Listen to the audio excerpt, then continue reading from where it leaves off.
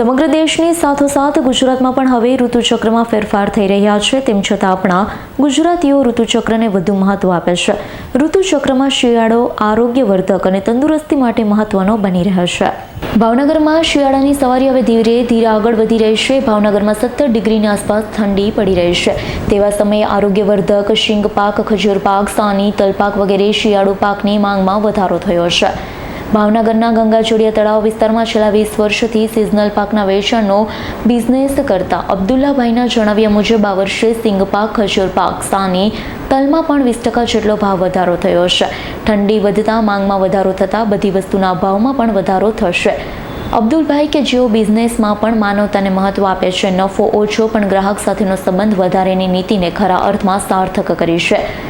પ્રજા પણ આ શિયાળુ પાકની ખરીદીમાં પાછી પાની કરતા નથી. પોતાની તથા પરિવારની તંદુરસ્તીને વધુ મહત્વ આપી રહ્યા છે.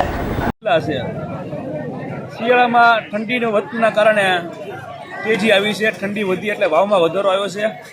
સિંગ પાક છે 140 રૂપિયા કિલો, 200 રૂપિયા કિલો સ્પેશિયલના.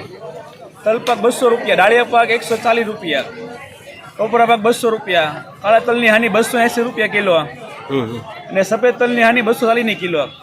કેટલા વર્ષથી તમે ધંધો કરો છો? અમે ધંધો 20 વર્ષથી ધંધો અમે કર્યું છે. એમાં ખજૂર પાક આવી 200 રૂપિયા કિલો છે. સિંગ બરફી 160 કિલો છે.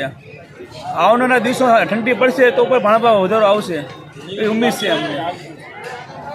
ઇરફાન સોલંકીનો રિપોર્ટ, S9 ન્યૂઝ, ભાવનગર. અમારી તમામ માહિતીથી અપડેટ રહેવા માટે જોડાયેલા રહો S9 ન્યૂઝ સાથે.